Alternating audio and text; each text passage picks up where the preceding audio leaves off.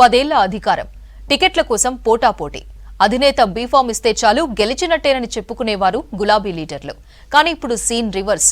Assembly ఎన్నికల్లో ఓటమితో అంతా తలకిందులైంది. కనీసం అధినేత ఫ్యామిలీ నుంచి పోటీకి దూరంగా ఉంటున్నారు నేతలు. టీఆర్ఎస్ ఆవిర్భావం తర్వాత లోక్సభ ఎన్నికల్లో కేసీఆర్ కుటుంబం నుంచి పోటీ చేయకపోవడం ఇదే తొలిసారని చెబుతున్నారు నేతలు. అసెంబ్లీ ఎన్నికల ఓటమితో బీఆర్ఎస్ లో కీలక పరిణామాలు చోటు చేసుకుంటున్నాయి. లోక్సభ ఎన్నికల బరి నుంచి బీఆర్ఎస్ చీఫ్ కేసీఆర్ ఫ్యామిలీ తప్పుకుంది. 23 ఏళ్ల ఆ పార్టీ చరిత్రలో ఇలా ఒక కీలక ఎలక్షన్ నుంచి కల్వకుంట్ల కుటుంబం పూర్తిగా తప్పుకోవడం ఇదే మొదటిసారి. ప్రస్తుతం 17 లోక్సభ స్థానాలకు అభ్యర్థులను ప్రకటించగా అందులో ఎక్కువ మందికి కొత్త వారికే టికెట్లిచ్చారు. టీఆర్ఎస్ పార్టీ ఆవిర్భావం నుంచి గత ఎన్నికల వరకు కేసీఆర్ కుటుంబం నుంచి ఎవరో ఒకరు పార్లమెంట్ ఎన్నికల బరిలో నిలిచారు. కానీ ఈసారి మాత్రం సీన్ రివర్స్ అయింది.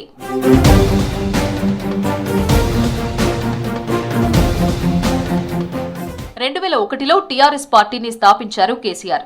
ఆ తర్వాత జరిగిన జనరల్ ఎలక్షన్లో కాంగ్రెస్ తో పొత్తు పెట్టుకుని సిద్దిపేట నుంచి ఎమ్మెల్యేగా, కరీంనగర్ నుంచి ఎంపీగా కేసీఆర్ పోటీ చేశారు. 2 స్థానాల్లో గెలవడంతో సిద్దిపేట ఎమ్మెల్యే పదవికి రాజీనామా చేసి ఎంపీగా కొనసాగారు. మన్మోహన్ సింగ్ గవర్నమెంట్లో కేంద్ర మంత్రిగా పనిచేశారు. సిద్దిపేట బై ఎలక్షన్లో హరీష్ రావు పోటీ చేసి విజయం సాధించారు. ఆ తర్వాత తెలంగాణ ఏర్పాటు చేయాలని డిమాండ్ చేస్తూ కేసీఆర్ తన ఎంపీ పదవికి 2 సార్లు రాజీనామా చేశారు.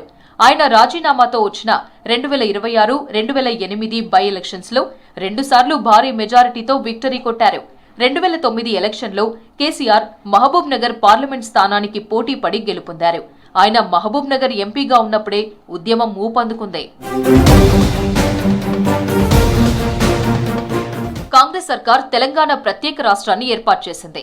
2014లో తెలంగాణ అసెంబ్లీకి జరిగిన తొలి ఎన్నికల్లో కేసీఆర్ గజ్వేల్ నుంచి ఎమ్మెల్యేగా, మెదక్ నుంచి ఎంపీగా పోటీ చేశారు. ఈ 2 చోట్ల ఆయన విజయం సాధించారు. అసెంబ్లీ ఎన్నికల్లో టీఆర్ఎస్ అత్యధిక సీట్లు గెలవడంతో ప్రభుత్వాన్ని ఏర్పాటు చేసి కేసీఆర్ సీఎం అయ్యారు. ఎంపీ స్థానానికి రాజీనామా చేసి మెదక్ ఎంపీ సీటును కొత్త ప్రభాకర్ రెడ్డికి ఇవ్వగా ఆయన గెలిచారు. అసెంబ్లీ ఎన్నికల్లో కేటీఆర్, హరీష్ సిరిసిల్ల, సిద్దిపేట నుంచి ఎమ్మెల్యేలుగా గెలిచి కేబినెట్ మంత్రులయ్యారు.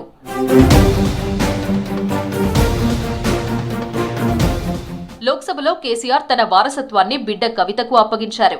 2014 ఎన్నికల్లో నిజామాబాద్ లోక్సభ స్థానం నుంచి ఆమెను కేసీఆర్ బరిలోకి దింపారు. కవిత భారీ విజయం సాధించారు. ఆ తర్వాత 2018 ముందస్తు ఎన్నికలకు కేసీఆర్ వెళ్లి రాష్ట్రంలో ప్రభుత్వాన్ని నిలబెట్టుకున్నారు. కానీ లోక్సభ ఎన్నికల్లో నిజామాబాద్ నుంచి రెండోసారి పోటీ చేసిన కవిత బీజేపీ అభ్యర్థి ధర్మపురి అరవింద్ చేతిలో ఓడిపోయారు.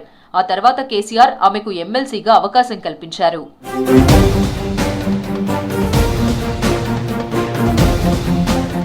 వరుసగా 2 పర్యాయాలు అధికారాన్ని చేజిక్కించుకున్న టీఆర్ఎస్ బీఆర్ఎస్ గా మారి పోటీ చేసిన మొన్నటి అసెంబ్లీ ఎన్నికల్లో ఓటమిని చవిచూసింది.